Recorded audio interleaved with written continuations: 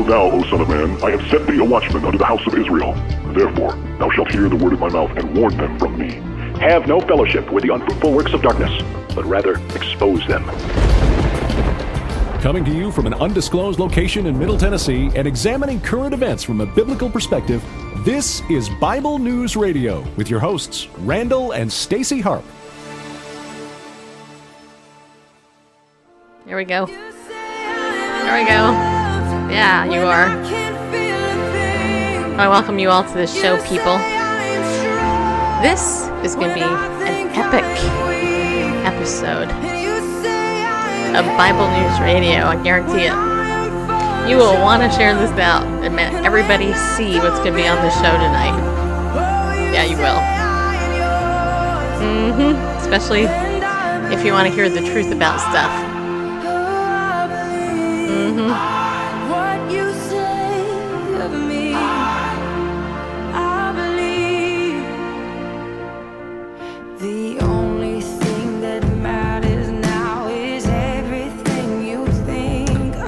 Go.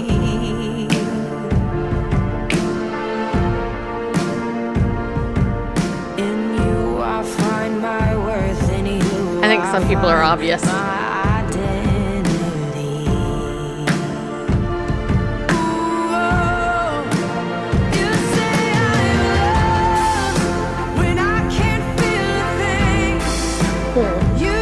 Yeah, you are.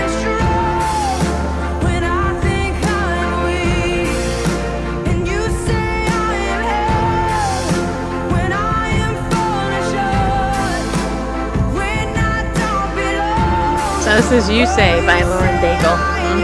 Yeah, it is. And I believe. Oh, I believe. Yeah, I do.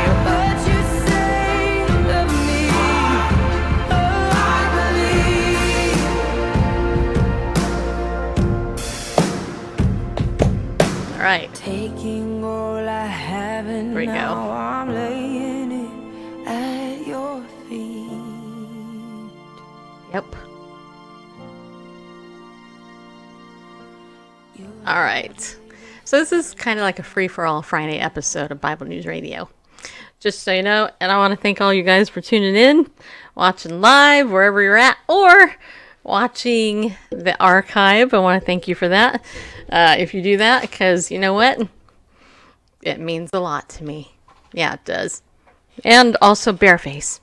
Yeah. And how about we say if you're watching live, put in hashtag live, and if you're watching a replay, type hashtag replay in the chat. Oh. Can they do that on Periscope, though? Sure. I mean, they can. Can they? Can they chat on a replay on Periscope? No, I guess not. I'm not sure. They can on Facebook. On Facebook, you can. Yeah, on Facebook you can on Periscope. You're right. So if you're watching the replay on Periscope, you're watching the replay. And ignore me. Just forget it. You know, hey, you know what? We don't care if you. We do care, but we do. You just have to show your participation in all right, some well, other whatever. Way. Okay, Sean, hello, Sean and Denise, hello, and I just deleted somebody referring themselves as let's see, faithful chick with 0 followers and stuff, and have a feeling I know who it is, and so. Block. See ya. Bye-bye. Okay, anyway, so I wanted to start the show out by thanking my friend Denise Velarde, first of all. Denise is a blessing to Bareface and me, has been a big, long supporter of our show, and yesterday she blessed Randall and I with, Bareface and me, Bareface and me with a special donation so that we could go out and enjoy an anniversary dinner, and also some of that money actually went to the flowers right here that Bareface, my man here of 27 long years, you know, yeah, it was 27 long years, and I heard this quote, the first 100 years are the hardest, and So pessimistic. Except that it's looking at 100 years, so well, that's optimistic that one will sort of, if we live 100 years, or is that optimistic or is that pessimistic? Okay, look, here's the thing. So every day I'm on this call with Legal Shield people, and yesterday we were asked to share a quote. It's one of our favorite quotes. And I shared a quote that I love, and it's going to be in my book, Pickleball Faith, which is almost done. I have that much more left to do. I'm trying to get it done by like next month for sure. But here's the thing. My quote is, the relationship is the cure, right? And the reason that's my quote is because many years ago when I was in my clinical training, and I know I've said this before with Dr. Paul Alexander, Paul, at the end of all of our internship supervisory meetings, he would always say, everybody just remember, the relationship is the cure. The relationship that you have with your client, that is the cure to them if they work, right? So I shared that, and then somebody else, and I don't know who it was, but they said, one of my favorite quotes is, the first 100 years are the hardest. And so I Googled it because I thought, I wonder who said that. Who said the first 100 years are the hardest?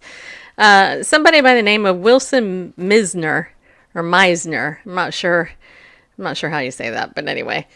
It's kind of a Jewish name, right? Can be. Well, let's just assume and wildly speculate that it is. Anyway, so the first 100 years are the hardest. So I posted that yesterday on our Facebook page when we were talking about our anniversary. So, yes. So, Brandel, so we went to a networking meeting. Yeah, we did, because business entrepreneurs, even on the anniversary, go ahead and do that. And, you know what happened at the networking meeting? One of the people there, went like this, kiss, kiss, kiss, kiss, kiss, kiss. And then everybody was chanting, kiss, kiss. Yeah. So, do you think we kissed in front of 20 people? Yeah, you're right. We did. Randall grabbed me in his arms. I don't know which way to turn. This way? Is that right? To your left. To my left? I'm at your... What? I'm on your left side. Well, I can't see that if I'm looking this way. Yeah, I know. Okay, wait. Well. All right, so on the count of 3, we're going to kiss again? Sure. 1. Well, how do we do this? I can't see you. Well, just... Okay, well, anyway. 1, 2, 3. I guess we lean in, right? Mm-hmm. Okay. Did we do it? I don't know. Okay, I don't know either. Whatever. Anyway, so of course I'm watching replay here. Oh yeah, let's watch the replay. We missed. We missed? No. Oh, darn. I'm waiting for it to catch up. I must have missed it. Anyway, so it doesn't matter. So anyway, after we did that and we got remarried again in front of 20 people there at our networking meeting, afterwards, Randall was like, hey, I was going to go get you some flowers clandestinely, because he likes to do that.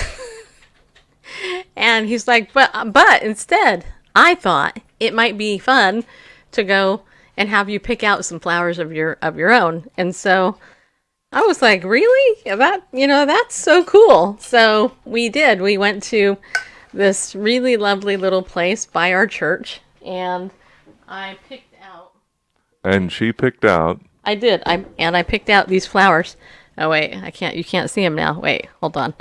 I just have to pick them out. Okay, I'm going to show you what I picked out because I can. It's, doesn't happen every day. So, and I don't want to get these on my computer. But I didn't pick out a lot. It's funny. My pastor's wife works at this particular florist, and she's like, just get a whole bunch, If it was me, I'd get way more than that. And I'm like, I don't need that many. I mean, they're pretty as it is, but let's see where my camera is over there. So what I primarily did was got basically a half dozen roses, but all different colors. So I'm trying to get away from the mic there. So you can see there's this purple one, or this beautiful purple one right there. That's really beautiful. And of course red, and then there's this pinky color one. And then there's some other purpley pinky colors, which I'm sure you can't hear very well. But that's okay. Let's see. Pinky, purple, some white ones, whatever you call that stuff. I already had one part of it actually die on me. I was like, what? Hey, how come that happened? So anyway, so the thing is that vase is so big because I didn't get that many flowers. So So it's not filling the whole vase, so it's not like standing up, and there's like, it's not in styrofoam, because we went just wrap the flowers up. We didn't buy the vase, because did you know that if you order flowers and you get a vase, that it's like $20 more, something like that. Anyway, so Denise, thank you for helping us with that. Bareface, thank you for coming up with a great idea. And it worked out well, because if I'd gone on my own, picked them out, I would have seen there were no tulips, and then I brought them, and like, what? No tulips? No. Nope. And then so the fact You that have you to went order. and saw for yourself. Yes. Well, you have to order the tulips in advance, because tulips don't really... It's not the season. It's not. No, tulips are in the spring. You plant them in the fall, and they come up in the spring. Yeah, they do. Just so you know. Okay, anyway. But they're grown somewhere in the world, but they have to be. Yeah. Well, after that, we went and we got a cinnamon roll. That was good. And a free cookie. By the way, I didn't ask you about the cookie. What'd you think of the cookie? I liked it. It's definitely different. It was called a Tennessee cookie. Yeah. And it had potato chips in it. Potato chips, macadamia nuts, white chocolate chips, butterscotch chips, or something. Something like that. Like that, But it had potato chips in it. and a touch of Tennessee whiskey. It had whiskey in it? Yeah. Didn't even taste it Yeah. Okay. that I know of. Non-alcoholic, because it was baked. It evaporated. Yes. Yeah. It'll evaporate at room temperature. So certainly in the oven, the flavor will remain, but the alcohol, Yes. long gone. Anyway, after that, we went to dinner at this really nice place that I go to all the time after I play pickleball. And we played, we played pickleball. We didn't play pickleball at Sidelines. It's the name of the restaurant's called Sidelines. If you ever come to Spring Hill, you definitely got to go to Sidelines Pub and Grill. They have one of the best burgers. Everything that they have on their menu is really good. It's top notch. The ambiance is it's a sports bar, but it's never really rowdy or anything. And it turned out, not when I've been there. yeah, and it turned out that they have a lot of live music. Some of our friends do the live music, so that was kind of cool. But the last night they had, what was it? It was called Pub Pole. Pub Pole. That's what we did on our anniversary. So we get there, we're like, pub poll, what's this? So what it was a 2-hour game of trivia.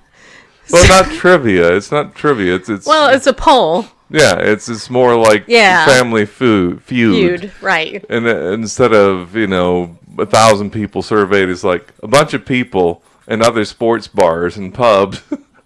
Right. And were surveyed. This was the question. What are the top 3 answers? The top answer, etc. yes. Anyway, the top 3 teams won a gift card to the thingy, and we came in 5th place. Yeah, we did. We were close. Some of the there were 10 teams. So there were 10 teams, and here's the thing. Right in the middle. Mediocre. But a lot of those teams had actually more than 2 people on them. Oh, yeah. One of the questions, here's a question for you. Okay, so here's one of the questions. One of the questions was, what would a kindergarten teacher wear to work that a banker wouldn't? Never would. Yeah, right. That a banker never would. And we're like, And it turns out there was this couple from our church that was sitting in the booth next to us who she just happened to be a first grade teacher. for like 40 years. So we turned around and we're like, what's the answer to this question? And she said costumes and sneakers and tennis shoes. Well, sneakers, jeans, and T-shirts. So, yeah. There's some interesting questions. Another question was, where would you find a a menu? I think it is. No, directory. I don't recall that question. Yeah, remember? Yeah, where would you find a directory? Remember, it was the airport. Oh, I remember. And at what place would you find an information booth? Okay, that's what I meant. Okay. Information booth directory. Whatever. Okay, anyways. Anyway, it was really good. It was great. It was actually great. So yeah, we came in 5th place, and that was awesome, and we were super happy about it. And we both had dessert, but Randall didn't really care for his dessert, and I actually really enjoyed my dessert. So, not that you care, but you probably do. All right. Anyway, so like I said, the first 100 years are the hardest. Yeah, they are. Okay, and so because of that, we actually had I actually found this video I wanted to share with you guys because it's a good.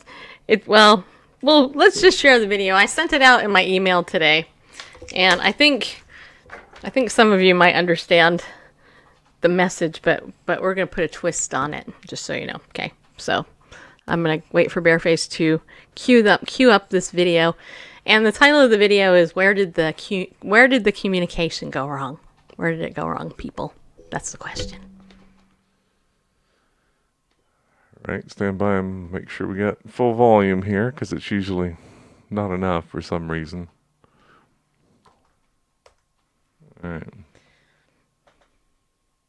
That's on video. Okay. All right, so let's have Matthew then start. Go back.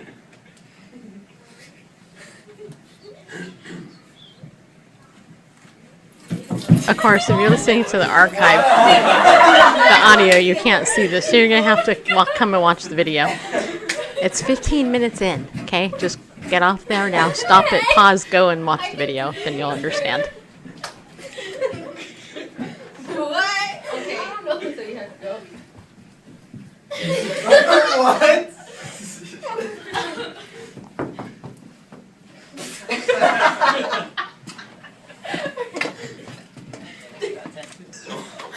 Oh my God. Like, doesn't that mean F you when you do that?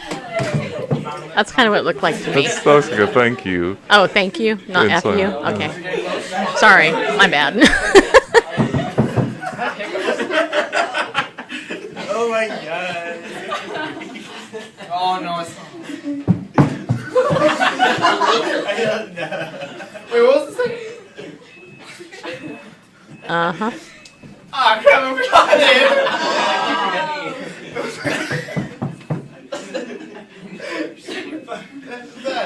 it. No talking.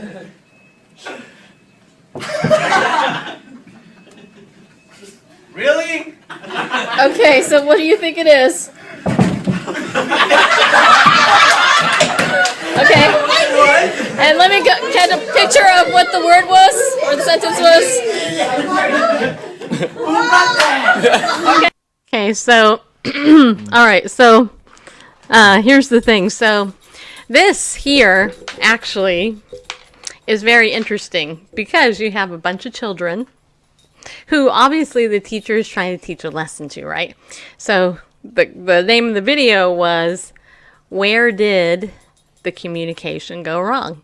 You know what I noticed about this Bareface? Because I was thinking about marriage when I saw this and everything. But you know what the number one thing is that I noticed? What's that? No one asked for clarification. Well, they weren't supposed to. Well, It was no talking. no talking. They could. Okay. Remember you heard Really? that? No, I No didn't hear that talking. part. Okay, well, still, this is a lesson to be learned, people. Always ask for clarification. But anyway, so it was what you noticed. This is how marriage is, isn't it? In the beginning, right? Maybe. Hey, we have lessons on marriage. 27 years under our belt. Yeah, that's a lot of years, man. We're coming up on 3 decades. 30 years. I could be reading into it. You could but, be. But the dynamic that I got from it is that as it went on, the time went on, so therefore there seemed to be an impatience, and because people didn't understand, you even heard them say, "What's that? What's the second part?" And the teacher says, "No talking," because they were apprehensive, they were fearful about getting it wrong. And so, but they just kind of like made it up. There's like an impatience, like, oh, it's coming to me now, and and I could screw this up, but whatever. I'm just gonna fake it. I'm just gonna fake it and get through it fast. The mime, the mime of riding the bike and falling off, got shorter in time, shorter and simpler. It's like it's not worth it. I'm patient. I'm down the line, and there's more chance to get it wrong if I go. I'm just gonna make it. I'm gonna do the abbreviated version. I saw the same thing done in a much longer line, where it was starting a motorcycle. Oh. You know, with your mic may be too loud. Wait, I'm gonna turn you down. All right. Well, it's really in the amber. They're saying that it's too loud. Is it okay with you guys? Sorry. All right. Stop yelling.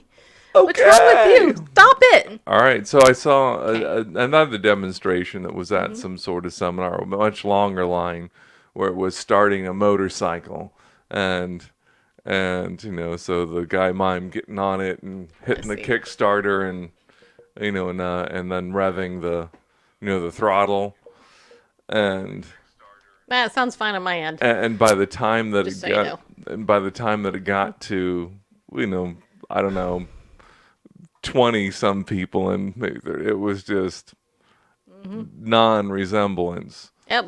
And so, well, what's really interesting is if you read the comments on this video. Did you actually? There's 54 comments on that video. There are still 54 comments. They are. So where did the communication go wrong? Oh, people? I see that. It pretty much what I was saying. It went wrong with number 3 because of her laziness. Well, see, that person's judging inappropriately, first of all. Yeah, I don't think it's laziness. I like the reply from Smile, I'm a Girl. Could also be insecurity. Yes. She's probably not a lot of fun to take dancing. I think it's insecurity. That I'm probably going to get this wrong. And yeah. So Larissa Pearson said this proves that he say, she say is never true because somewhere along the line the message got confused. Right. Interesting lesson for all of us, don't you think? Yeah, and that's bringing in the Bible part of Bible News Radio. That's a misconception about the scripture, is that people think, oh, we have nothing reliable because, so-and-so said this, and 50 years went by, somebody wrote it down, and then... I thought that too. And then, that copied, and that got copied, and then that, and it was transmitted by mouth for 100 years, and then somebody wrote it down, and then somebody copied that, and then it was in Greek, and then it got translated to French, and then German, and then... Do you think they really sound Peruvian. Like that? Wow, I like your snarky little... Okay, so... Anyway, but that is not the case. It wasn't like what we just saw. The Bible that we have was not a linear one-off transmission like they had. It was a geometric. Yeah, and we're gonna actually go ahead. We're gonna go ahead and working from. We're gonna actually the original. Talk about some of that in our Daily Disciples group. But Sane Liebuster said, "This is how the mainstream media fools us with their brand of the quote truth unquote." Interesting, isn't it, people? Oh. Yeah. And then Lulu Island said, this is a twist on the telephone game. This proves that the concept is critical to understand, starting with the first person. No one took it seriously, so they all failed. If they had cared, the info would have been understood and repeated successfully. This is why our world is in crisis. Learn to discern. Yep. Interesting. The last comment. The very last one. Yeah, from Jan Peter Brugge or whatever. Yeah. Transfer this to the Bible. I bet, probably supposed to be bet, Jesus went to the bathroom and washed his hands, and now telling each other that he walked on water. Yeah. Well. All right, so there's that video. Now, let's show you a graphic. Okay, this graphic, I'm going to read it because I have it right here. Let's see here. I'm going to bring it up here. Wait, if I can find it. Oh, wait, there it is. So. Here it is. Here it is. Bareface is such a good producer. What can I say? So, Truth Bomb. I love it, Randall. You crack me up. I didn't know what else to put I don't there. know. I didn't want to repeat what it says on the... Okay, so what Randall... Well, hashtag Truth Bomb, yeah, okay. You've been hanging out with Vicky so long. Yes, hashtag everything's Truth Bomb. Okay, anyway, so this says, it is what you learn after you know it all that counts. Think about that now, people. So we just looked at this video about where did the communication go wrong. You know, and then, you know, we discussed that briefly. And now this graphic says it's what you learn after you know it all that counts. Very interesting. So, what do we all really know? That's my question to you people. What do you know about me? Just curious.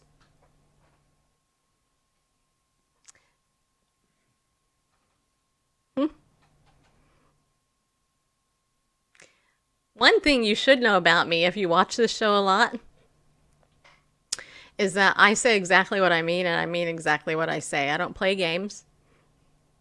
And if somebody lies to me, that's it. If I say what I mean what I say. And that's all I'm going to say. And you know exactly what I'm talking about.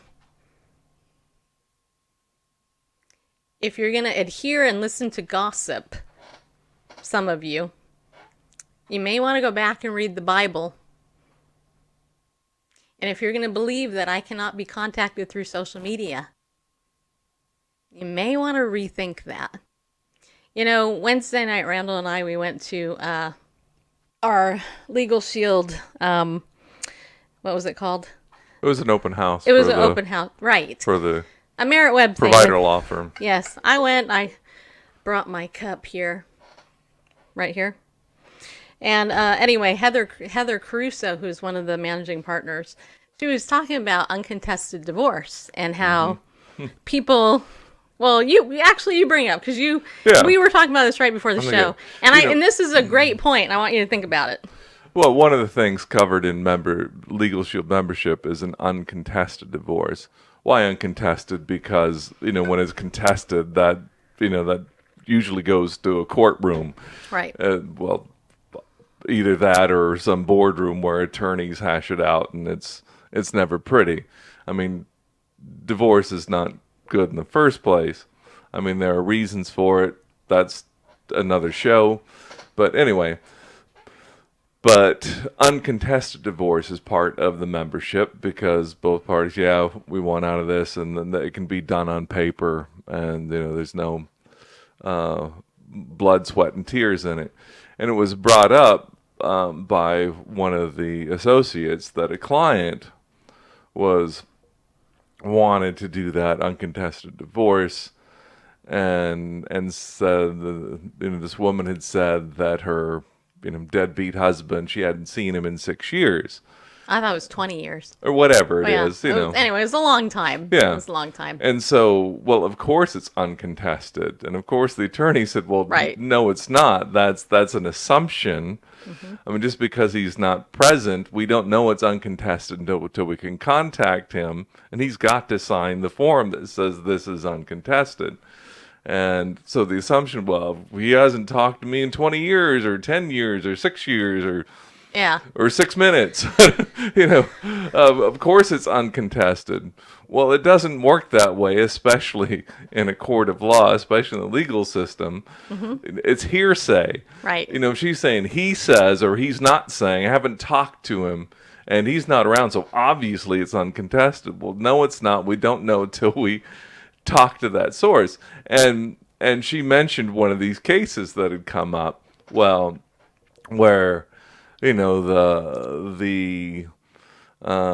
woman was trying to get an uncontested divorce and making that argument, well, I haven't talked to him in months or years or whatever. Obviously he's not interested. Of course it's uncontested. And he said, well, until we can get him, you both have to sign this agreement that, well, I don't know how to, well, first it was just, it's, we don't know that it's uncontested. Well, he hasn't talked to me in whatever years, whatever months, and of course uncontested. Well, she said, until, we can't proceed with this, well, and she said, well, I don't know how to get a hold of him, blah, blah, Right. blah. And it's like, well, until he signs this form, we can't proceed.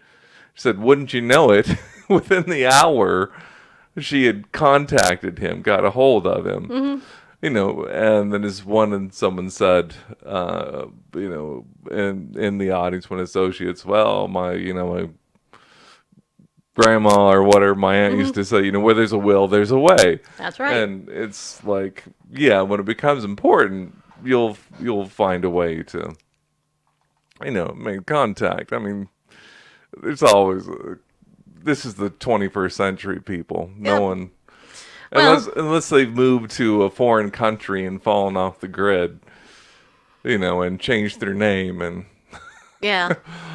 they're part of their witness relocation program, but even those have failed at times and Yep. compromised. And when there's no effort, you're never going to get any change, right? You're never going to grow. You're never going to stretch. You're never going to reconcile, are you? Yeah.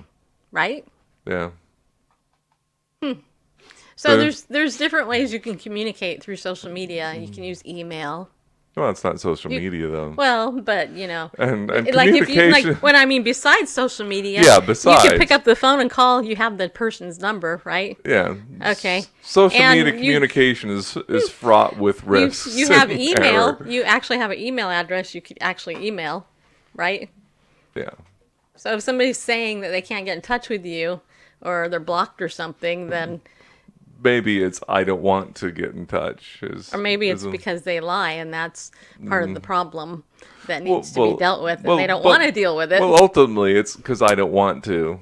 Not that I can't, but I don't want to. Or there's a pattern of lying. Well, in either case, Right, what's that's underlying is that I don't want to. Exactly. Because if I wanted to, I would. Because they want to gossip instead.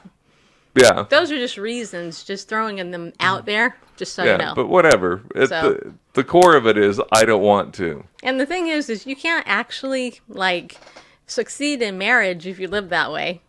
Oh, yeah. If one will not, two cannot. That's right. Which is why I'm so happy you're my husband. Yeah. Because you, after 27 years, rock it. Yeah, Yeah. you do. Well, thank you. Yeah. I've learned. So All right. So we can learn a lot from children, people. We got a bunch of. So- I'm not a child, I know you're not. but We're somebody's children, though. it's true. Just saying. All right. We've got some stories to cover. Yes, we do. And the first one is that we have somebody named Satan Lover or something in here. What is this? Satan is you. Yeah. Okay, whatever. And so, yeah. So this article, why Christian women are the most persecuted group in the world. Why do you think that is, people? Well, I have an idea, but okay. So let's read this. This is from the Christian Broadcasting Network commentary. Christian women are the most persecuted group in the world. Yeah, they are. And I mean that too, actually, not just because I read this article, but it's actually true. So listen to this. It says here, the first time I heard that statistic, I was sitting safely at church in Washington, D.C. David Curry, the president of Open Doors USA, came to speak about the plight of persecuted believers around the world. As he shared their stories, my heart was deeply grieved as I learned about how women and girls are doubly persecuted for their faith and their gender. The founder of Open Doors USA, Brother Andrew, earned the nickname God's Smuggler for his work smuggling Bibles into countries where it is illegal to own a Bible. Now, how many of you have read that book, God's Smuggler? I have read that book like 2 or 3 times. Actually, listened to it, really. Well, I have it, and I read it, and then I gave it away, and then, anyway. But I've listened to it a lot. And if you have never read that book, God's Smuggler, you got to read it, because it's a great book. It's all about how he literally smuggled Bibles all over the place, but how God, did these miracles. Like, there's this one story in there where he was trying to get in somewhere, and he had a whole, suitcase full of Bibles, I think it was, or maybe it was a briefcase. But anyway, it was a thing. It was a thing, all right. You're putting a lot. Anyway. You're thinking about in the hotel room? I know. Anyway, Oh. so he was in this line, and they were like checking him in. I don't know, it was on a train. I forgot where it was. But anyway, the bottom line is, he had no Bibles were allowed. The guy had to check him through, and anyway, it was like invisible to the guard that was trying to do the checking. They didn't even see it. And he was able to just kind of walk through with all these Bibles because the person was completely blinded. Yeah, several like that. And I was Have you read the book? Yeah, and I was recalling It's a great book. Yeah, I was recalling one incident where he was in a hotel room in one of these countries behind the Iron Curtain, and government officials come to the room to search it, and he had his suitcase of Bibles laying out in the open, and God opened the eyes of Brother Andrew to see an angel sitting on top of the suitcase. And this government official went all around the room, opening drawers, checking like that, and walked by the suitcase several times and never bothered to, open it or anything. And anyway. Yeah, it's a great book if you haven't read it. So back to the article. Anyway, so it says here, one of the most notable stories was early in his ministry where he successfully smuggled Bibles across the border into communist Romania. This small Eastern European country was my birthplace. I was born a little over a year after communism fell, but my time in Romania was brief, as I was adopted into an American family. I didn't grow up under religious persecution, but I have friends in Romania who have shared vivid stories of their time under communism and the persecution the country faced for decades. Religious persecution isn't a thing of the past, ceasing when communism ended. Christians are heavily persecuted in many areas of the world. 1 in 9 Christians will experience high levels of persecution, and gender-specific discrimination and persecution is rampant throughout the world. The United Nations estimates that approximately 200 million girls are missing from the world due to sex-selective abortions, abandonment, and intentional murder. In addition to the millions of families that are missing, women and girls are routinely abused and mistreated physically and sexually. The definition of gender discrimination is simple, but the issue is complex. An area of I think the word India is there. Yes. Okay, yeah, there's this. Yeah, over there, I don't have the ad, but here I have the ad kind of in the way. Anyway, it says, India, an area of the world that's a particular concern is the country of India. Approximately 239,000 girls under the age of 5 die in India each year due to neglect, simply because they are girls. Over the past decade, 2.4 million girls have lost their chance at life, either being abandoned or murdered because their families didn't want another female. If a girl does manage to survive, Indian girls routinely receive less education, have poor nutrition, and receive less medical care. Medical attention than boys. The plight of Indian women is heartbreaking. 1/3 of women are illiterate. There are no laws preventing spousal rape. Young women become child brides, and sex-selective abortion and female infanticide are common practices. And it's so true. An Indian woman interviewed for a documentary titled It's a Girl tells how she murdered 8 of her children because they were born female. After she gave birth, she tells about how she'd strangle her daughters after they were born. Many families feel like they have no choice but to kill their daughters. In their minds, they justify quickly killing the child instead of allowing her to grow up in extreme poverty or having to come up with the money for a dowry. Another horrible practice in India is dowry deaths. A dowry death is the murder or suicide of a married woman because of a dispute over her. Last year, an estimated 87,000 women were killed in dowry deaths around the world, and 50,000 of these women were killed by their spouse or family members. Women commit suicide or are murdered by their husbands or in-laws not for meeting dowry demands. In India, it's also more difficult for ugly and handicapped girls to get married, and that's in quotes, because the groom's family would demand larger dowries. This practice is technically illegal in India, but is rarely prosecuted. Dowry deaths make the home one of the most dangerous places for women to be in the world. China. The country with the most notable population of girls missing is China. The two most populous nations on earth, India and China, eliminate more girls each year than the number of girls that are born in the United States. Prospective parents prefer sons above daughters, and Chinese girls are routinely aborted, abandoned, or end up in orphanages. In 1979, the Chinese government instituted the one-child policy. Under that restrictive policy, families that had more than one child were at risk of having their wages reduced or losing social services. You know, it's really sad, too, is that China now is reaping the whirlwind of that sin in their country. They are, yeah. Anyway, in parts of the world, particularly in China and India, some of the deadliest words are, "It's a girl." Sex-selective abortion affects girls disproportionately in many places. It's legal to abort a child if they happen to be the unfavorable gender of female. The term gendercide describes this practice. In China, the men outnumber the women by 33 million, and in India, a girl is aborted every minute. Other forms of gender persecution. Another form of gender persecution is female genital mutilation, which nobody talks about really, except in select circles, which is removal of some or all of the female genitalia for non-medical reasons. The humiliating procedure is most often performed on girls between birth and 15 years old. It's estimated that more than 200 million girls and women have been subject to this cruel process. The traumatic event, often including being physically restrained while the procedure takes place, will emotionally affect women for the rest of their lives. Yeah, because they don't actually use stuff to help, like, with pain. I mean, you know, I really do pray that the people that do these wicked, evil things repent. Because if they don't, they'll end up in a very, very, very, very bad place. And hopefully they'll repent. But if they don't, they will end up in hell, okay? And, what do you know? I just passed my 8,500 steps, people. Yeah, I did. Just by moving my arm. Anyway, this Fitbit cracks me up.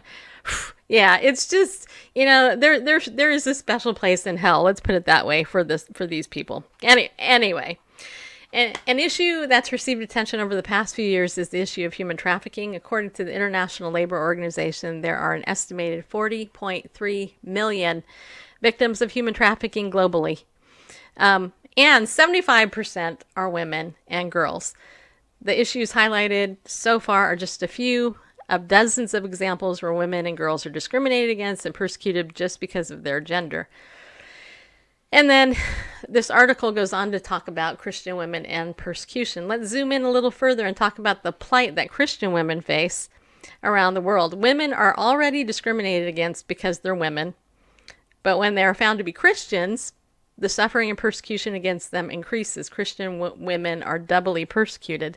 Christian persecution is growing globally. In 2019, an estimated 245 million Christians will experience high levels of persecution because of their faith. This is a 14% increase from last year, okay? One of the trends from the Open Doors USA Annual World Watch List report is that women are an increasing target. It's important that we recognize how vulnerable our sisters are around the world, especially in parts of the world where women already face such strong gender discrimination. In Nigeria, the terrorist group Boko Haram captured a 15-year-old woman, killed her father, and then repeatedly raped her because she refused to renounce her faith. Sadly, her story is common in countries with high levels of persecution. And I have to also tell you that that's coming to America, people. People don't want to talk about it, but Islam and some of these other, well, actually some of the other stories we pulled don't really have to do with Islam. But there are numerous different sects of Islam, sect, S-E-C-T, of Islam. And what I will say is that if you're a woman who happens to be a follower of Islam, if I were you, I would leave. I would get the hell out of Islam and I would go someplace else because Islam oppresses women, especially under Sharia law. I don't know about you, but I wouldn't want to be a religion where the husband could beat the crap out of me and rape me whenever the hell he wants. Just saying, And I will say that that often when these Christians are being persecuted in other countries, what they will often do is take that woman and they'll rape her in front of the husband, the father, the son. And I don't know about you, but I suspect that if somebody did that to me in front of Randall would just, and let's say he couldn't do anything. That would be the utmost torture, I think, for any man who loves his woman, right? Let alone a daughter, having the father watch the daughter, assuming it's a normal father and not some creepy pedophile rapist father. Anyway, the Bible on gender discrimination. As Christians, we uphold the truth that all people are created in the image of God, both male and female. Scripture is clear that men and women should be treated with the same levels of dignity and respect. Nowhere in the Bible do we see that one sex is superior to the other. Instead, we see our Savior upholding the dignity of women during his ministry on earth. Amen. Which is so true. And I'm going to tell you something. The liberal feminists out there who like to mock the Bible and, well, yeah, you Christian men want your women to be barefoot pregnant and to submit to them, right? I'll tell you what, you guys. I submit to my husband. Yeah, I do. In fact, a couple of days ago, I'm not going to say what the topic is, but a couple of days ago, I was talking to a friend of mine, and I was like, this is really an issue of submission. Randall's been telling me this thing for a number of years, and I haven't listened to him, really. But Randall's never said to me, submit, woman. You need to submit. Listen to my words. Do exactly what I say. Because that's not the type of man that he is. Although, he has put the foot down. Hey, it's me. He's had to do that a couple times. But, I will say that, that I came to him after praying about the issue. And I went to him. I said, you know what? I said, I was talking to somebody about this issue. And you keep saying this. Somebody else said this. The Bible says that there's wisdom in a multitude of counselors. And just so you guys know, I never do things lightly, especially making big decisions. I always get other people's counsel that I trust, who know me. And I have to say, I went to Randall and I said, this issue is it really is a biblically submission issue for me. And so I just wanted to let you know that in this particular case, I am reframing this as me now submitting to your counsel. Randall didn't even say this. I did it. I'm like, hey, I'm now submitting to you because you're my head. You're my husband. You're my covering. And you know better than me because, well, you're not emotional, but you know what I mean? What was that like for you? Actually, see, it's 27 years of marriage now. What was it like for you to have me come to you with that reframe about that particular issue? You know, it was, the issue it was encouraging, not because because I'm so great. No, because it's like this is good. There's not that I prefer to be, have the responsibility of that leadership, but it's good. I rejoice from a biblical point of view. And for all those naysayers out there that maybe think, it's patriarchal, servitude or whatever going on. Some of you have a job. A lot of you have a job. Right. Is there a supervisor? Is there a manager? Is there a boss? What kind of slavery is that? There are structures put in place so that the enterprise runs. There's a chain of command, if you will. There's those who have a responsibility of overseers. Some screw that up. A lot screwed up. There are mean bosses and egocentric, right, egotistical. Yeah, but that doesn't discount the idea of having structure and leadership. Mm-hmm. We'll get into a line, for the box office or at the grocery store.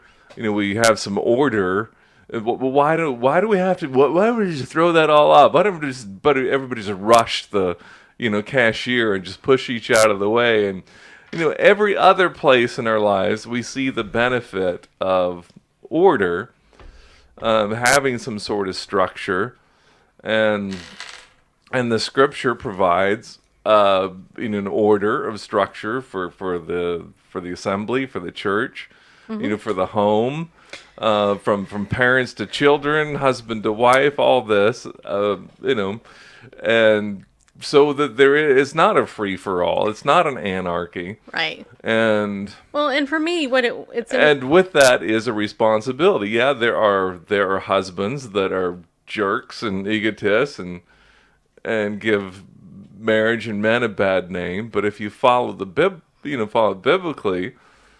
Ephesians chapter 5, husbands, love your wives, cherish, as your own flesh, washing the water, by the word, and etc. I'm not going to quote every single verse, but it's all about an honoring and a respecting and it's about, at least for me, it was, you're trying to protect me. Yes, exactly. You're trying to protect me from getting hurt, and that's the husband's responsibility. Right. It's the responsibility of parents to the children. Because having watched these two unfolding situations, what I give, right? And you're like, okay, that's enough. You got to stop it. And I'm like, I don't really want to, but you're right, because some of us care too much. Some of us actually give to our own detriment in order to try to bless other people, even though you might not think that. And I prayed about it. It's like, this is an issue. So, but anyway, let me finish this article. I think it's almost done. Let's see here. All right. So this article goes on to say, women in ancient culture were vulnerable and mistreated. In a patriarchal society, the prayers of Jewish men included a prayer of thanksgiving. Yeah, you gotta love this, people. It's still, it's alive and well today. I know. Well, okay. Ultra-Orthodox. Praise be God that He has not created me a woman. Some Jewish writers taught that women should never leave the home except to go to the synagogue. Jesus' treatment of women was countercultural. And one of the most remarkable stories in the Gospels, we see Jesus tenderly interact with the woman at the well. Not only was he speaking with a woman in public, she was also a Samaritan. Cultural protocol dictated that Samaritans and Jews didn't interact, much less a Jewish man interacting with a Samaritan woman. Scripture doesn't name the woman, but it doesn't have to, because Jesus did something more important. The Samaritan woman came to the well in the middle of the day when she thought no one would notice her drawing water. She was an outcast of society, shamed for her promiscuous behavior, yet in her conversation with Jesus, he treats her with kindness and interacts with her honestly. He doesn't shy away from addressing her sin, but offers her living water. And if you know that story, people, also reveals to her, a woman, the first time ever that he was the Messiah, who then went and was an evangelist for him. So what can we do? So how can we follow Jesus's lead? Pray. Our first and most important action should be to pray for our persecuted sisters across the world. Our prayers deeply matter, and we can be a part of actively advocating for our sisters around the world through our prayers. Pray that persecution against women and girls would cease. Pray that the Lord would change the hearts of those doing the persecuting. Pray for the healing of the girls and women who have experienced discrimination. Pray that cultures would begin to value women. And if you think about it, most of the stuff we talk about on this show, it actually is all about devaluing women. Right, Tommy? Christians should help reimagine a world where it would be unthinkable that any woman is persecuted because of her sex. We should help raise awareness on this issue and speak on behalf of our sisters around the world. A practical step is to prayerfully consider whether the Lord is leading your family to adopt. There are thousands of girls that are eligible for adoption in countries such as India and China. If your family isn't called to adopt, perhaps you can help financially support another family who is called to adopt. The statistics in this article are hard to comprehend and heartbreaking, but may they propel us to our knees and into action for our vulnerable sisters around the world. And then Chelsea Patterson Sobolik serves as policy director in the Washington, D.C. Office of Ethics and Religious Liberty Commission of the Southern Baptist Convention. So, have I had her on my show? I think I have. It must have been a long time ago. That name rings a bell to me. Anyway, so here's the, I would encourage you to check out this article. I will tweet it out on my Twitter. That way, if you want it, you can see it. And I think I posted it in my Facebook group too, but I'm not sure. Yeah. And by the way, hi everybody on YouTube. I see you all there. Appreciate you guys coming in. So I see Forrest and Jeff and Jeannie and Barb is there. Denise is there. Yeah, see, Denise says, submission gets a bad rap. It is order of authority. Even Jesus submitted to his Father. When we stay with what God says, things go so well.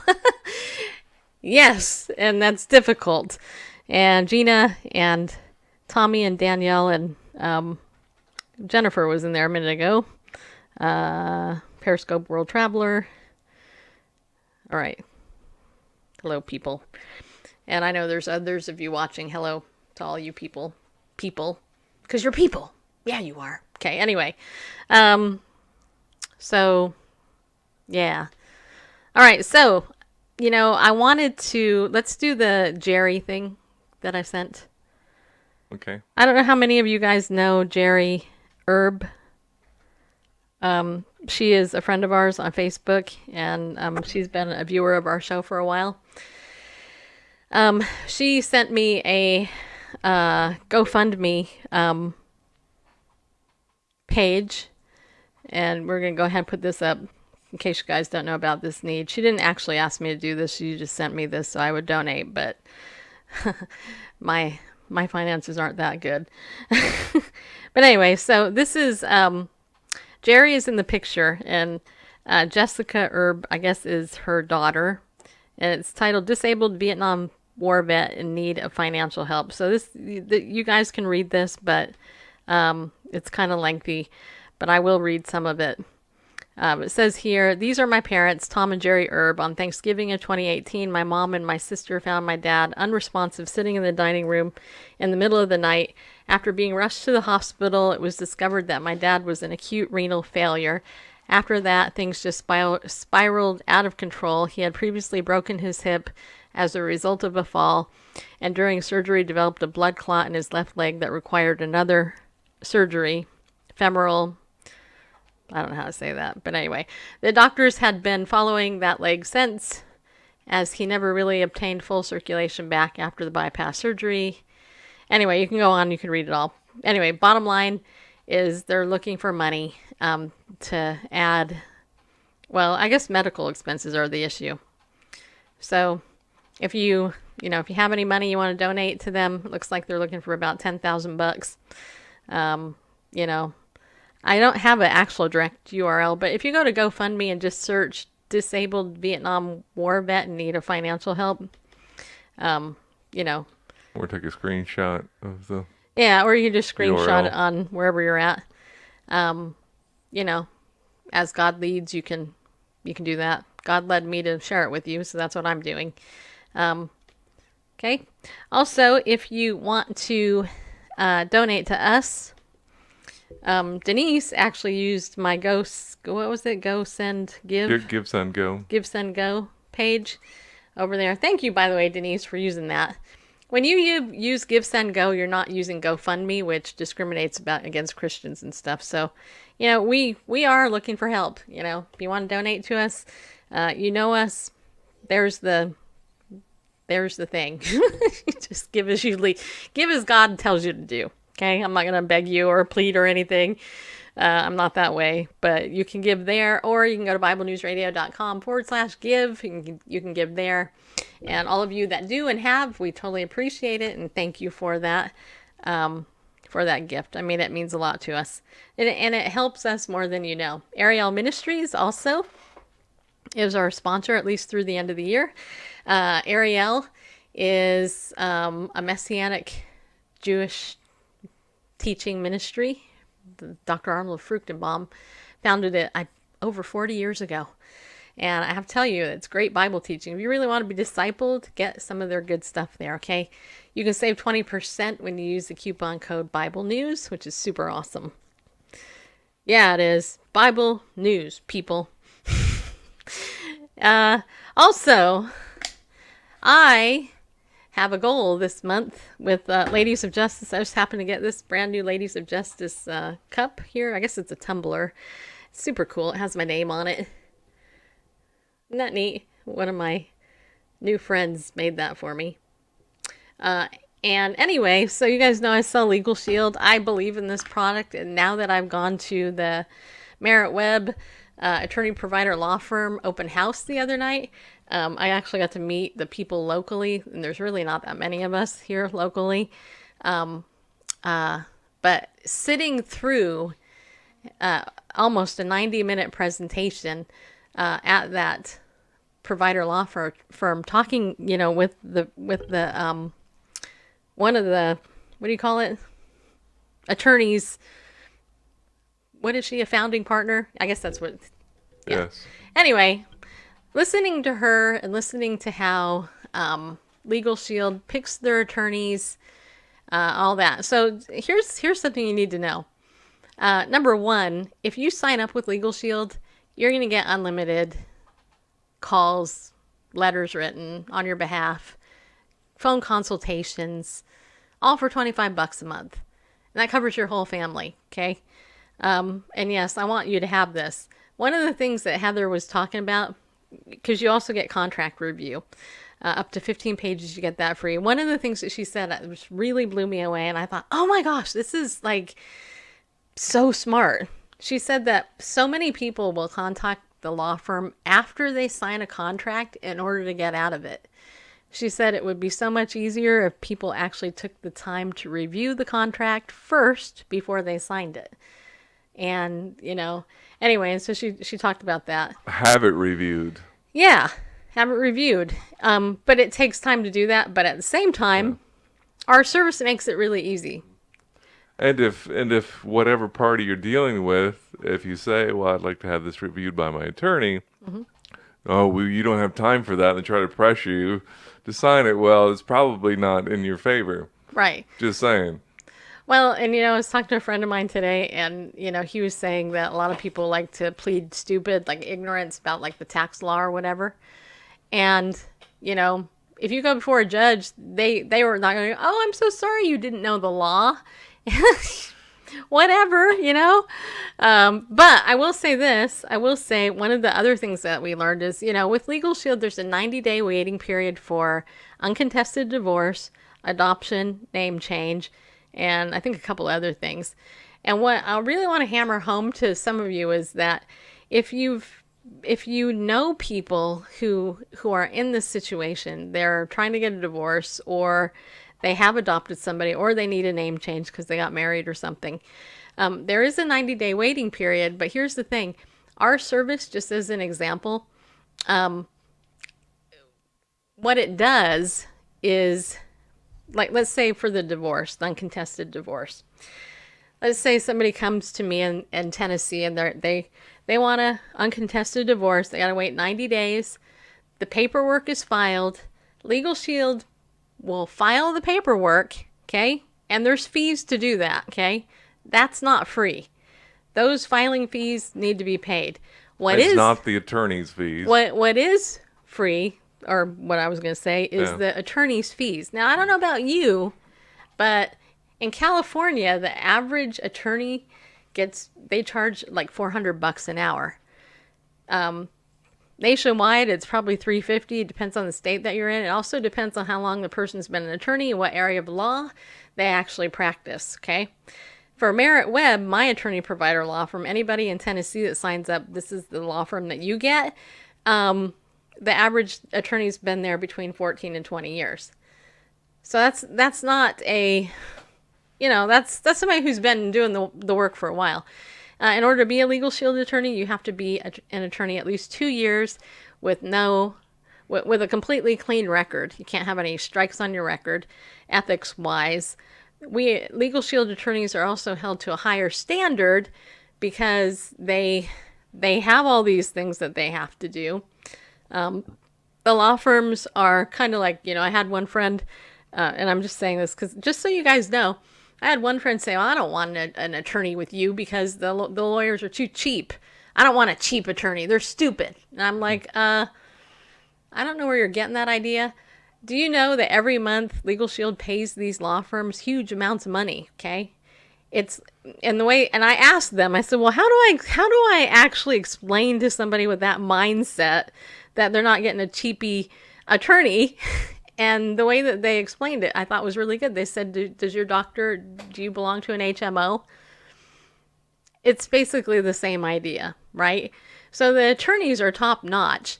And anyway, so I have a goal this month to sign up 2 more people with a membership because it will help me, number one, meet my goals. But also, I'm sponsoring this event with Camp Horizon. And what Camp Horizon is a local camp here in Tennessee that has, it's a camp for children with cancer and their siblings. And, and I just, I started to cry when I heard about it because I was like, oh my gosh, the kids with cancer, everybody pays attention to them for obvious reason. But the siblings often get left out. And the fact that this camp, they do a camp for the siblings as well, that just moved me. Because as a therapist, I worked with kids that were often overlooked because they had a sibling that was disabled or something. And they often deal with something akin to survivor's guilt, right? Yeah. Because it's like, well, why didn't I? And they're overlooked. Why am I not sick? Or, And they act out. Those kids act out. Yeah. I had a lot of kids I worked with in the school in California that acted out because they had a sick sibling, who got all the attention. So anyway, Camp Horizon, I am sponsoring that, and I'd like to be able to win a gift card, have the opportunity to win a gift card that I would be able to give back. It's a $250 gift card, but I need a couple more sales before I can do that. So, it's not a completely selfish thing it's selfish because I want to give more to this camp. Next week is the tournament. It's a cornhole tournament. Unless you're local, you can't participate in it. But if you want to help out with that, if it's something with Legal Shield you haven't been thinking about. You've been thinking about it, but you haven't signed up yet. If you need a will, it's a great way to get your will done. It's a month-to-month membership. You can sign up for 1 month and then cancel it if you'd like. I wouldn't recommend that, but you can, so that we can help more of these kids. Okay, so that's it. So you know how to get in touch with me if you want to talk more about that.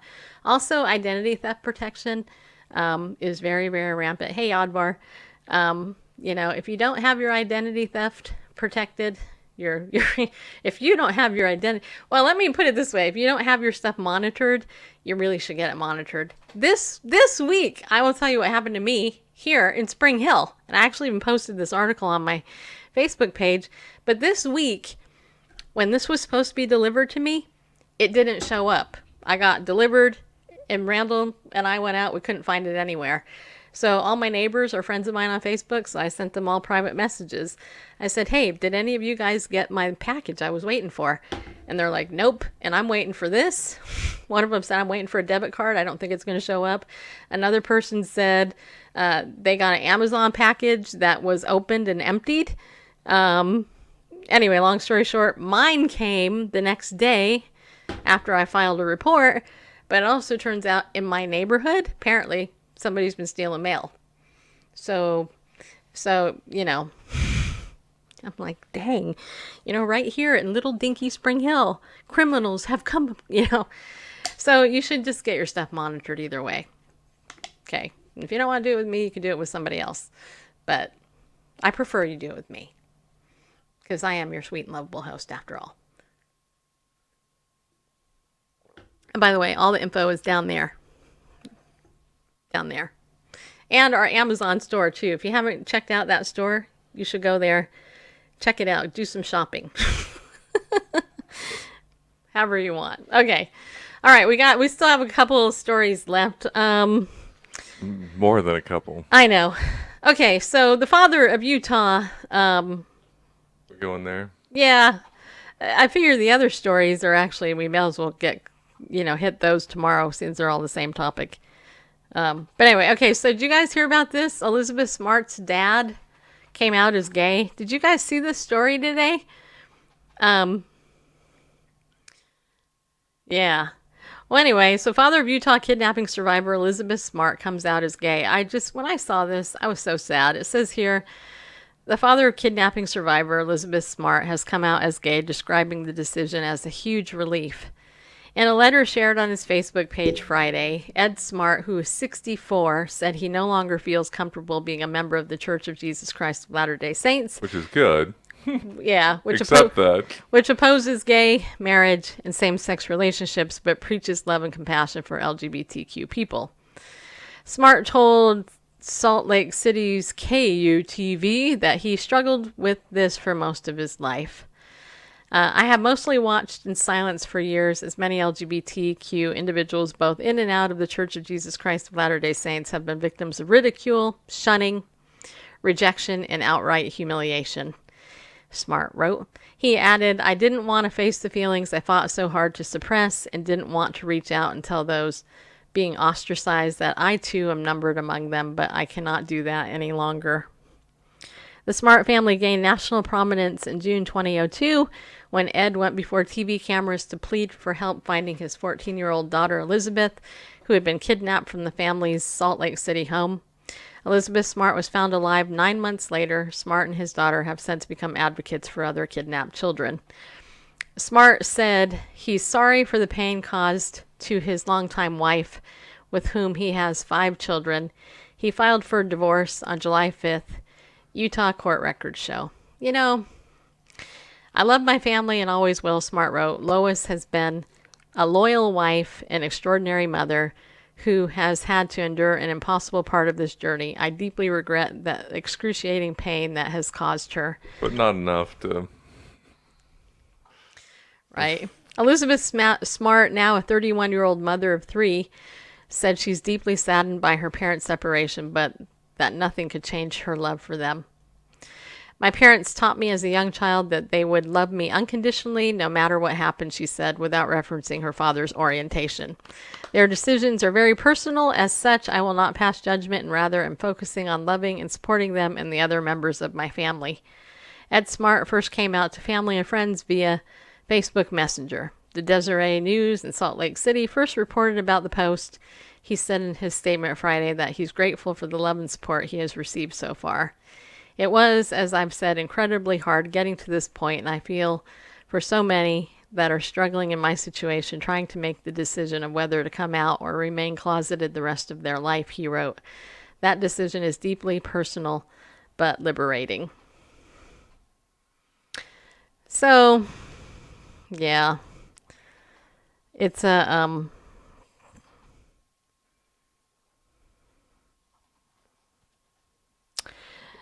yeah. Call me cynical. Go ahead, cynical butt. No, I didn't say bud. I know you didn't. You call me cynical. Cynical. Hey, Mr. Cynical. I wonder if... Mr. Handsome Hunky husband that you are. I wonder if this is just a need to be in the spotlight again. You know, people have pretty much forgotten about his daughter and her kidnapping. All is well. You know, there was... I'm amazed at her recovery, to be honest. Yeah, there was national media attention to that case and kind of fell out. It's for a probably while. international, actually. Yeah, and when she was found, you know, and rescued again, big spike media coverage, and so I'm thinking perhaps that this is another way. You know, he's missing that attention, and so this is in a way to get back into the back into the limelight. Well, I will say, How dare I say something about something so personal? Barb said they could do what they want and shut up. Radical thought. It is the flaunting that's so offensive. I'm pretty sure you're referring to that. You know what I think? I think I think a couple of things. How do I say this? I think that narcissistic abuse and narcissism is pretty rampant today. And I think it's pretty obvious in the homosexual community. Because, think about it, people. If you even know about, the tale of Narcissus looking at himself in the water. Narcissus. Yeah, okay. And they fell in love with their own reflection. If you think about it, homosexuality in particular is just that. You're looking at your own self, really. So there's that distortion in the thinking.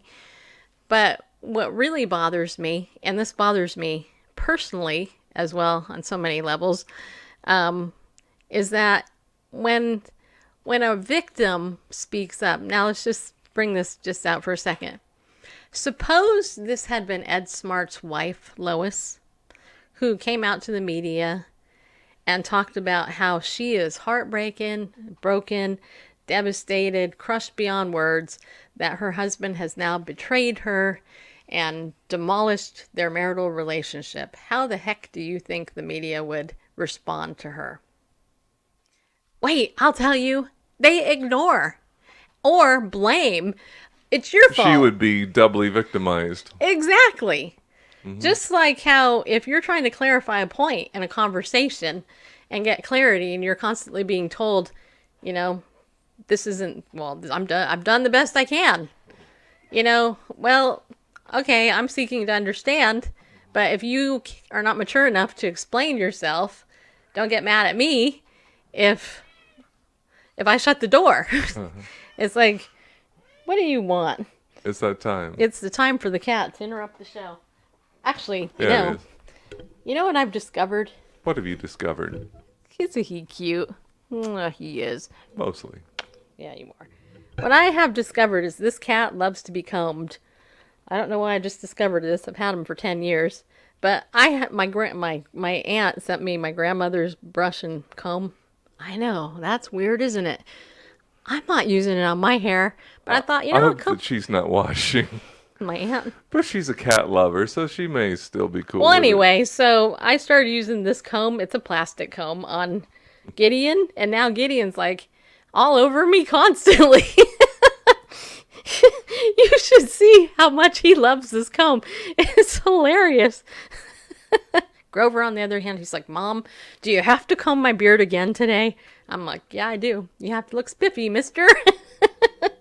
But anyway, back to the point. The point here is that if somebody is going to act like a victim, it seems like our society gives them like, oh, poor me, you're a victim. But, if somebody who's actually not acting like a victim and trying to point out the truth that some people get hurt, and like, hey, my feelings matter too. If you stand up for your own feelings and then set a boundary, people get ticked off at you for it. And I'm like, yeah, I went through this as a child when I exposed my perpetrator, all my mom cared about was her feelings and having her butt covered, and I'm like, I'm sorry, but my feelings. How dare you rock the boat? Yeah. And upset the status quo. And one thing I can tell you, and I will tell you honestly, because I don't lie to you at all, is that if my feelings are hurt,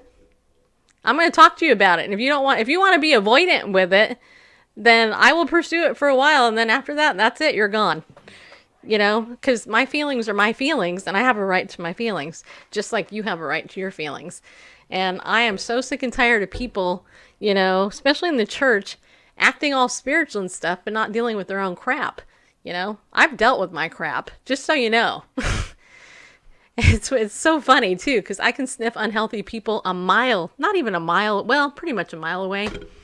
Within 5 minutes talking to somebody, I can tell you if they've done their work. They haven't, most of them. which is why we need more healthy people in the therapy world, which is why I can recommend my friend Dr. Jennifer Fee. If you need a good psychologist, go to see her. This is an unpaid endorsement. It is, but Jennifer is brilliant. She is a smart woman. She has done her work. She knows her stuff. She deals with trauma.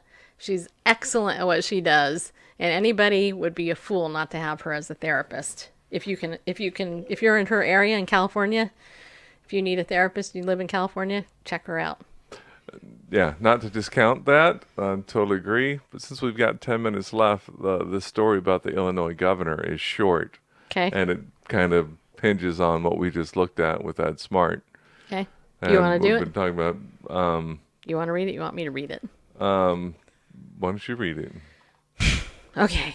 I shall now readeth the story, and smitteth untoeth my husband of 27 years, people, modeling for you wife of godliness.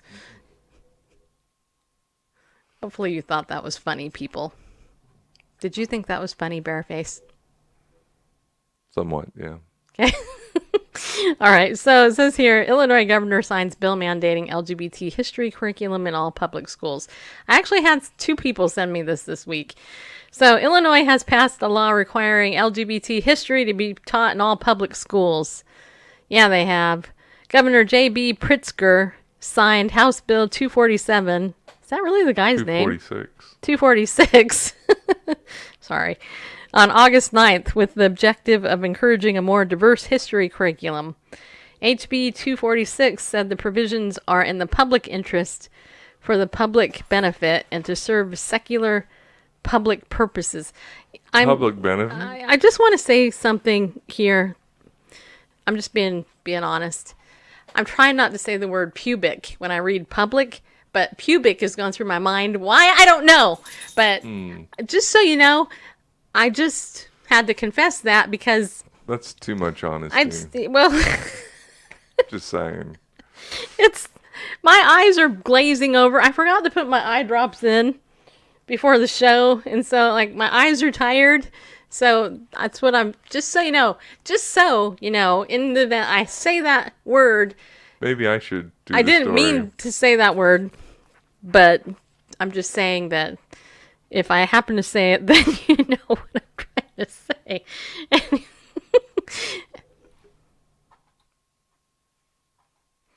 All right, going on here. This affects all schools, stipulating they include the role and contributions of lesbian. Yeah, now that I said it right.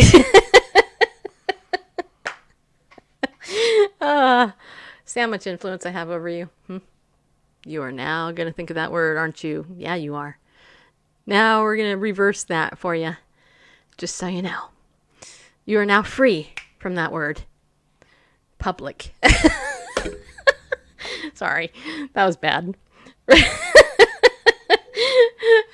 Tommy's saying you're mortified, Randall. Anyway, okay, back to the story. Okay, this affects all schools, stipulating they include the role and contributions of lesbian, gay, bisexual, and transgender people in official textbooks.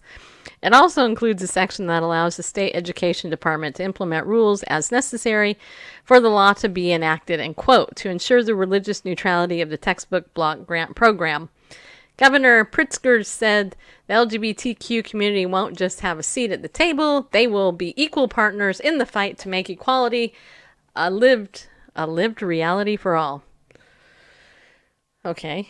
New Jersey, California, and Colorado have also embraced the new LGBT school curriculum. Well, of course they have.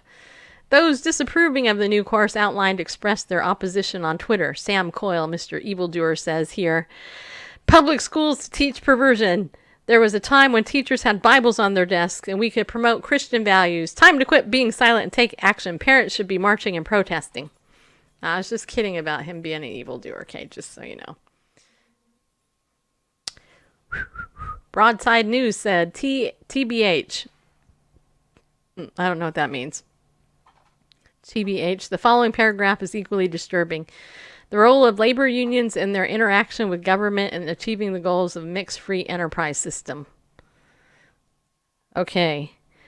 And then highlighted below, it says, shall include a study of the roles and contributions of lesbian, bisexual, and transgender people in the history. Okay? Of this country and state. Of this country and state.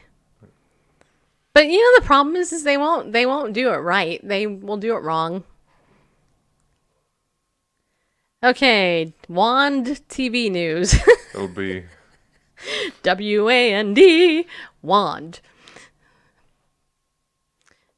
Illinois WAND, LGBTQ history will be a requirement for public schools. See, I said it. Yeah, I did. In Illinois to teach after Governor J.B. Pritzker signed a bill into law. He signed a basketball at a game. No, I'm just kidding. Nick Webster said, God forbids kids learn how to balance a checkbook or be a contributing member of society. That time is now taken up by people who are confused as to their sex. Makes sense. Thumbs down. Yeah, it is. And by the way, all of you guys who go use the emoji that looks like this, just... the high five emoji? Yeah, just so you know, everybody always, like, this is... People use this as thanking God or prayer, but it's actually a high five emoji, in case you didn't know that. Hey, high five. What are you high fiving me for? Oh, I meant pray. They should do a praying emoji like this, you know. Whatever. Anyway, the law goes into effect next July.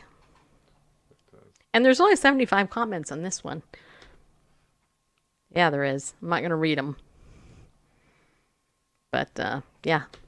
There you go, people. Yeah.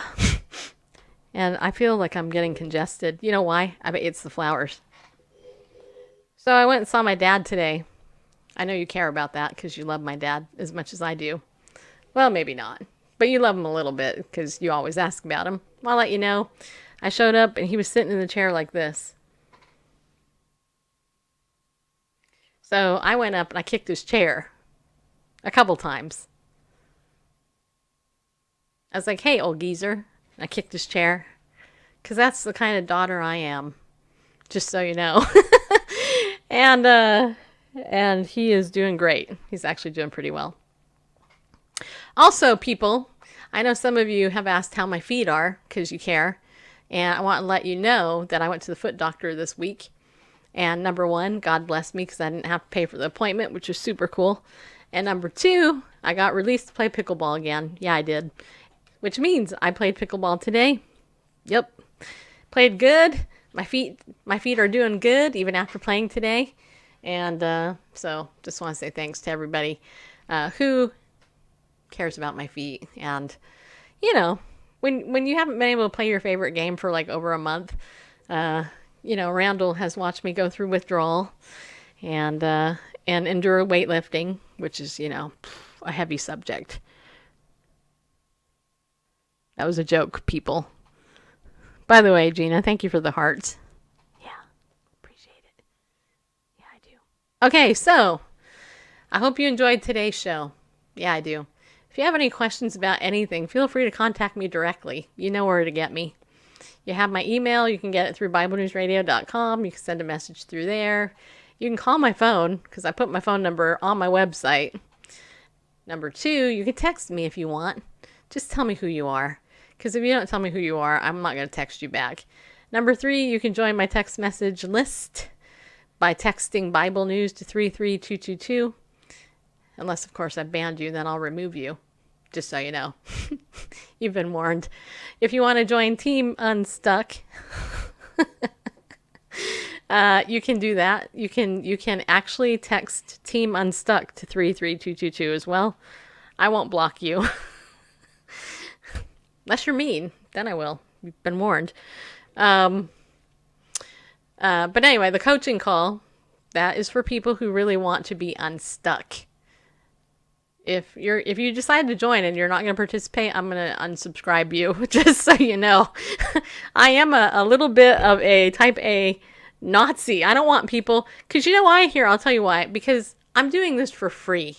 Okay? I'm giving you my time and my mad skills as helping you, okay?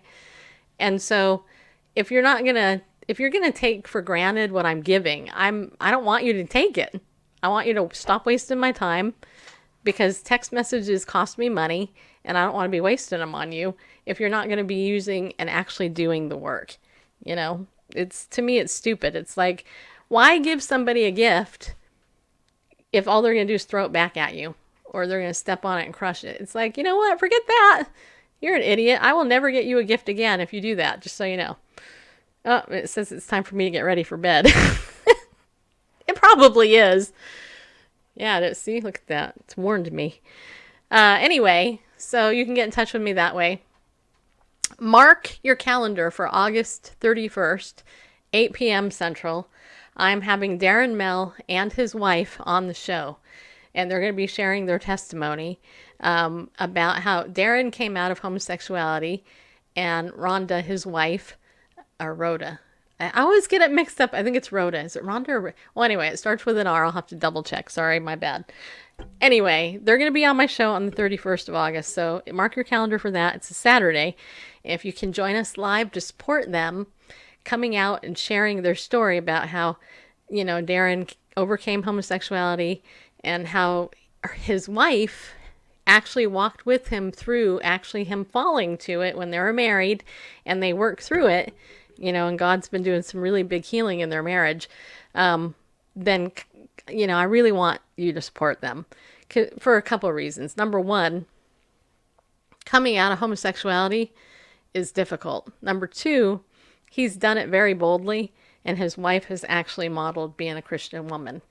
And I have to tell you that a lot of people don't want to hear this message, and the liberal media sure as heck is not going to let you hear the message, just so you know. So, yeah, so just make that, you know, just make that as a priority. I'm not trying to get like massive ratings or anything, but but it would be nice. You know, they're taking their time to be very vulnerable and share their testimony. So August 31st, if you put that on your calendar, that would be good. So there you have it. So thank you guys for tuning in. I appreciate it. Those of you who asked inappropriate questions during the show, I saw them, just so you know. I didn't answer them on purpose, but I did answer them without answering them, if you know what I mean. So there you have it, people. So remember, have a good night. Be bold, people. Stand up and go with God, because he loves you.